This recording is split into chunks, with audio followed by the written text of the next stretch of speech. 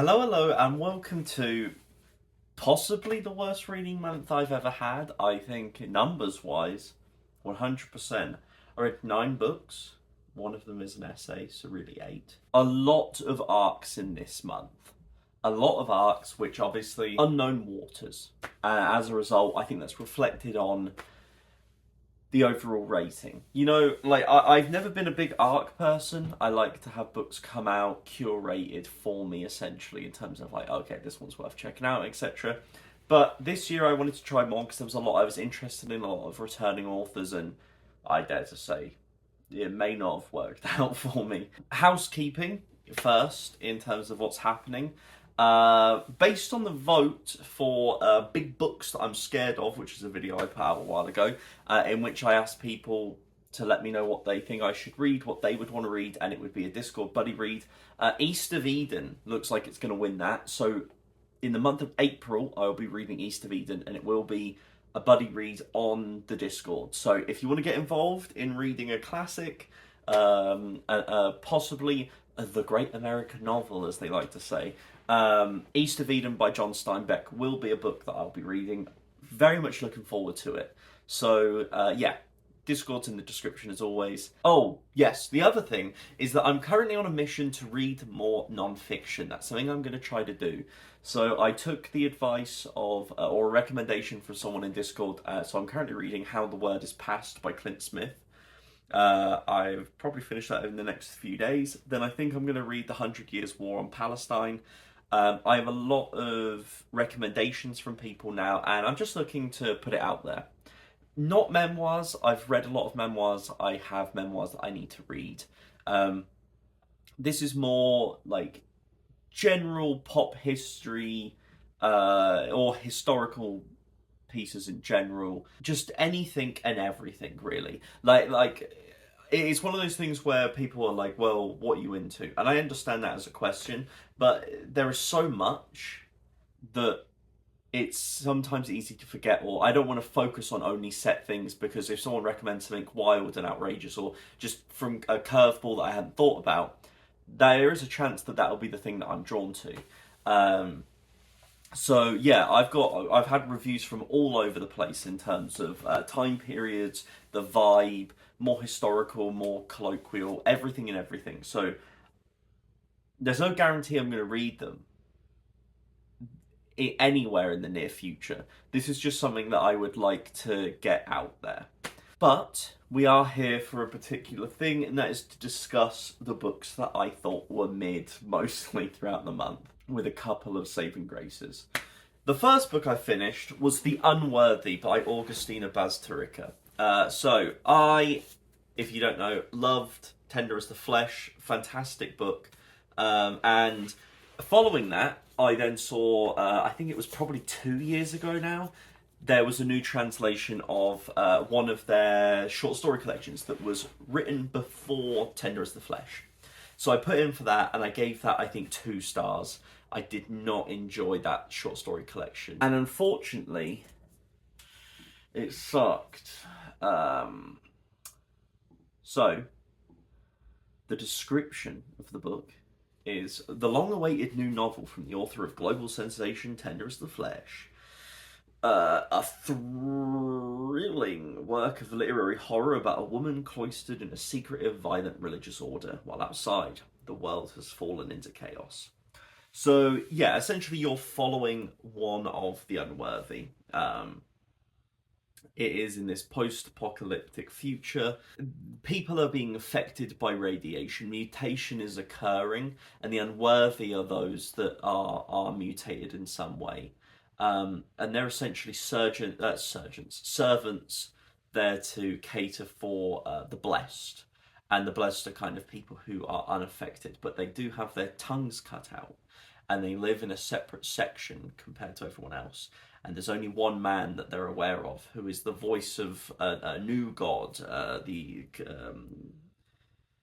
Abrahamic god has been thrown out, and this man he essentially is the voice of God in this world. And you never see him. The book is extremely violent towards women, and really, my review of this was, if you enjoy reading about women being abused, then you'll like this book. Because in terms of the dystopian element, in terms of the social critique, this is nothing we haven't read before and done better and more nuanced, in my opinion. Like I said, I've explained this plot synopsis to 3 people. What do you think would happen in a book? And that is truly just that's it. I gave it 2.25 stars. I just felt like it was yeah, it had the building blocks of something interesting, but it just didn't have the legs for it. It didn't go far enough to reach a piece of social commentary that hasn't been done before. The world building was extremely interesting. The writing was great as always, but yeah, it reminded me of the short story collection. It just was lacking something, and instead just kind of fell on the easiest thing to just, how do we end this?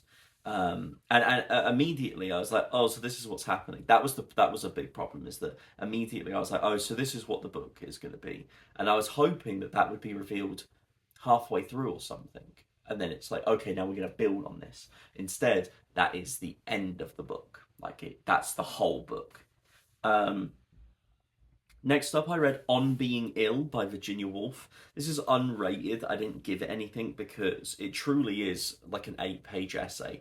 I thought it was a lot longer. There are editions of this book that have 150 pages being sold. I don't know what's in those. I assume other essays and they just don't declare it. I don't know.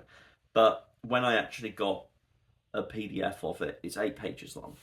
And essentially, it's her writing about the canon of illness inside of literature, and how it's not really ever the focus. It's like we've got themes of love and conflict and things, but disease isn't often the forefront. It's usually in the background to raise up another theme or something.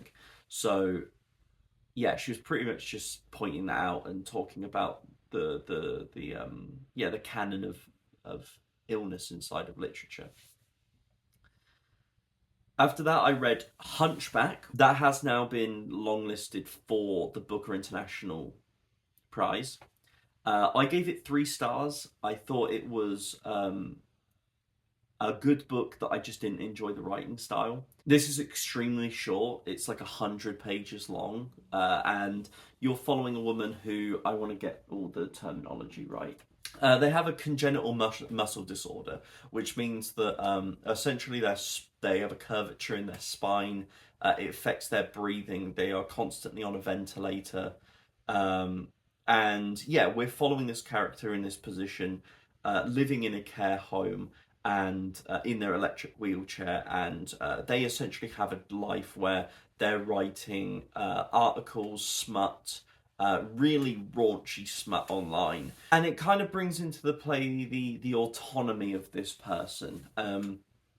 They put a tweet out saying they're looking for a sperm donor, and then essentially the book goes from there in terms of what happens.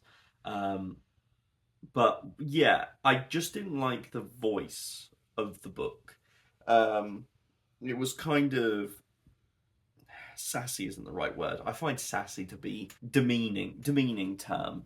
Um, it's more, there's just a conversational tone to the writing that I just don't really vibe with. And it's kind of, the thing I like is that it is an open book in terms of it is aggressive, angry. There's a real fuel to the anger and the angst of the character, which the author does have a muscle disorder as well, similar to the character. Not exactly the same, but is also on a ventilator, also in an electric wheelchair. And so you can feel the anger and the there's a certain part where it talks about book readers, in terms of physical book readers, talking about the idea that ebooks aren't real reading because you don't get to feel the pages. And she's kind of just like, fuck you. Like, some of us, it is ableism in the sense that there are people who cannot physically hold a book, who cannot physically turn pages, etc. And to have this kind of privilege to be like, well, I actually only read physical books. It's like, well, some people would fucking love to, but they can't. And there's stuff like that which made me think about things that I hadn't thought about before. But unfortunately, like I said, the writing style just wasn't my vibe at all. So I think if you're someone who enjoys a bit more of a, to use a word that I don't particularly like, a sassy tone, someone who is kind of snappy, witty, biting back, then I think you'll get something from this book quite a bit. And I can see why it was nominated in terms of the author's profile and that kind of thing, as well as the actual story and writing. But yeah, I didn't hate the book. Like I said, I gave it 3 stars. It was a balance of really enjoying the story and the provocative nature of it compared with the writing style, or maybe the translation style. It's hard to tell without speaking the language, obviously. Those two combating made it an interesting read. Then we get to our 5-star, which is The Crippled God. The last book in Malazan Book of the Fallen. I finished it. I finished Malazan Book of the Fallen. It may have taken 3.5 years, something like that, to read 10 books, but I did it. And my God, did it pay off. This was a 5-star. I absolutely adored it. I cried multiple times in this book. It really brought everything together. One thing to say is that Erikson does not ever change. I've read every single one of his books in this series in terms of the main 10, and each one there's something where I'm like, what's happening? And that remains constant. It's not like that goes away and at the end you're going to have this, well, when I say the end, I mean Dust of Dreams and Crippled God, because they're seen as one kind of tome. There is a through line throughout the 9th and 10th book that I was like, man, this needs to pay off, because I am baffled by some of it. And it does pay off. And there's reframing of the entire series, such interesting development, great payoffs to a lot of characters. There's only one character that I can think of that I was unhappy with, and that's just because I don't really like that character. But elsewhere, it was fantastic all round. So 100%. Give me 5 years and I'll reread it with all the other books, the Esselmont and other Erikson books, and I'll read the full novels of the Malazan Empire. But for now, I'm so happy. Done. Then we have The Kingdom of Copper. The review is up on the channel, so if you're interested in that, it's also a Discord buddy read. It's picked by the Patreons, so Patrons are currently picking the next book that I'll pick up. So if you want to get involved, the links are in the description as always.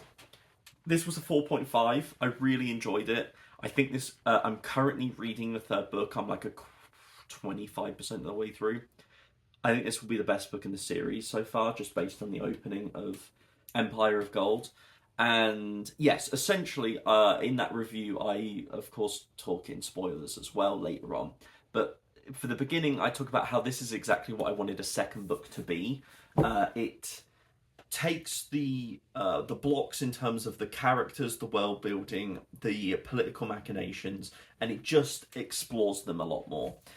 Because you've now got a comfortability with all the elements, it can add nuance, subtext, and you can pick up on all that. And I think S.A. Chakraborty was incredible in the second book in terms of weaving subtext and little threads that you could pick up where you know that characters are lying or leaving out information or dangling something that you can read something into. I thought she was great at that. Mainly the reason it's not a 5-star is because of the language style chosen for some parts of the book. It gets a bit quippy, where I would prefer a bit more of a measured tone considering the time period it's set in. But that's a personal preference. I understand that that's not really the popular style in general at the moment, but also doesn't have to be the choice you make. But that's just my vibe. Going back to arcs, another disappointing arc. I read A Palace Near the Wind, which is a small sci fantasy, definitely emphasis on the sci fantasy novella, which is about a woman from a race that is more spiritual and communes with nature. She has like wooden features in terms of actual wood. Essentially, this family, the structure of the society works where this family gives someone to be married to the leader of this other place, and it kind of goes from there. And so you're following her when she arrives to get married, and she's like, I'm planning on killing this guy. Mainly, this is another example of, I feel like I've read this book before. There was interesting in terms of the societal backdrop of this science fiction fantasy, like the real clash between environmentalism and industrialization, that I think could have worked, but it's told very abstractly that I was never really compelled by it. I think there will be some people that enjoy the abstract nature of the descriptions and be like, oh, this is really interesting in terms of like how we're meant to imagine this, how we're meant to perceive it. Some of the descriptions are, in terms of metaphor, almost Bradbury-esque, I would say. But personally, I just never felt like the story was, what's the word? Grand enough, or this is another issue I have. I think that a lot of these novellas coming out could really do with being longer. Like, I know that novellas are becoming popular in terms of put out a novella duology and then we'll give you, if it does well, we'll give you a novel type thing. But sometimes there are just stories that I think need to be longer, just full novels. We need to really set up world building and characters, and if you want to do this experimental style, I think you just need an extra 50 pages, like 100 pages. Get it to 250, make it a full novel, have the time to really delve in and experience the world, not just the characters we're following. Gone are the days when Warbreaker is 600 pages long. Now, if Warbreaker was coming in now, it'd be 2 novellas, 100 pages each. Like, that's kind of the vibe I get. Then I read The Accidentals by Guadeloupe Nettel. I read Stillborn by her last year, which I really thought was fantastic. And this is a series of short stories. Essentially, the thing I like about this short story collection a lot is that it's centered on a shared theme or a shared experience, which is the secrets within families, be it a secret family member, a secret history within the family. Who is a character not understanding something in someone else's family, and you make a decision for them that changes things. All of these are explored, and as the collection goes along, it becomes more speculative as it goes along. Some of them, like, there's a couple that are almost fairy tale, like Grimm style.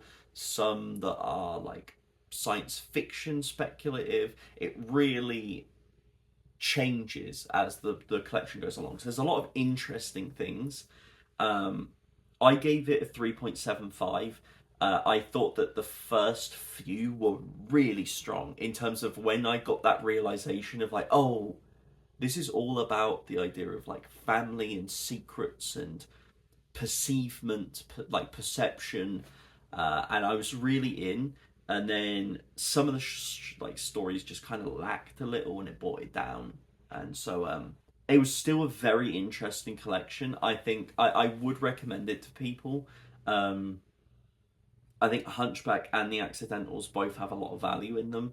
I would still recommend Stillborn first. I thought Stillborn was fantastic. But if you just happen to want to pick up a short story collection, I think The Accidentals was very good and fantastically written. Guadeloupe Nettel definitely, like, just a fantastic writer in terms of there were a couple of bits in this where there was slight reveals in a sentence, and it's just so punctually done that I was like, ooh, it very much stirred me. So that's also the case. My old housemate messaged me saying whether me and Grace, him and his partner, and my other housemate wanted to start a book club and put one together to, once a month and a half-ish, once every 2 months, just read a book and talk about it. And so this one was Howl's Moving Castle. This was my choice. I've really wanted to read Howl's Moving Castle, and I give it 4.5 stars. This is the other, like all the books I already owned. They're the ones that I really enjoyed this month. I thought Howl's Moving Castle was a perfect palate cleanser for me. It's whimsical. It has vibes of Wizard of Oz and Alice's Adventures in Wonderland. Kind of that bizarre, out of human experience where there's a suspension of reality and your character just has to commit to the world that they're in. That I thought was fantastic. So essentially it follows a girl called Sophie, and for people who have watched the film, from everything I've heard, the film is completely different to the book.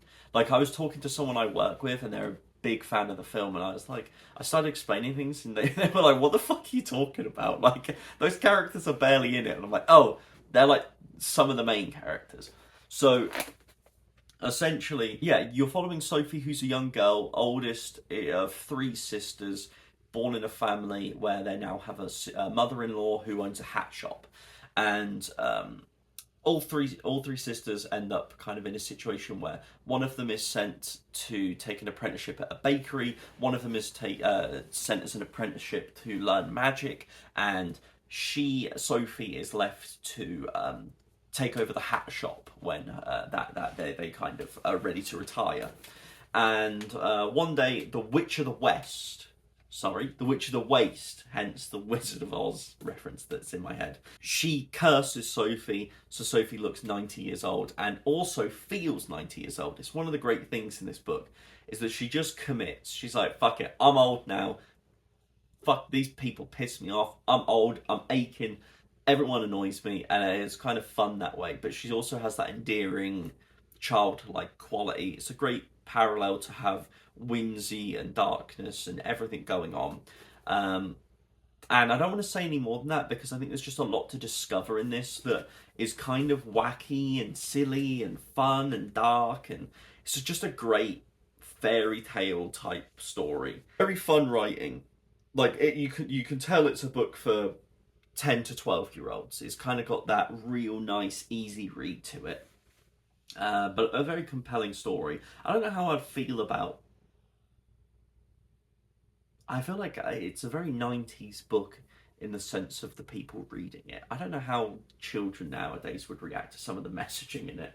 But, I enjoyed it. And finally, I completed the Library Trilogy by Mark Lawrence. The book that held her heart. It was my last arc of the month, and it was good. My luck with arcs has been absolutely dog shit. I really enjoyed the book that Wouldn't Burn, the first book in this trilogy. I gave it a 4-star and was kind of like, ooh, this could really go up from here. The second book, unfortunately, far shorter, which also the third book is as well. And personally, I feel like the book series increased massively in scope and introduced new races and interesting things, but decreased in length. And as a result, in my opinion, the first book had it where it needed to add a level of nuance and real incisive commentary to justify what this series is and what it kind of seems like it's going to be at the end of book 1. And instead, I don't know how to describe it. Because of the length of the book, I found that I felt like the social commentary was the most generic, surface level it could be. And I agree with the position that Mark Lawrence is taking. That's kind of what I want to stress. This is not me being like, no, actually, I disagree with the guy, so I'm just going to rate it poor, like mid, because of that. I actually agree with him, but he's like, okay, this happens in history. And I'm like, absolutely. Now, as an author telling this story about it, would you like to provide any commentary on what we can do about it, or what you think should be done, or counteract anything? And he's kind of like, no. I'm going to show you several times about how this happens in history. And I'm like, okay.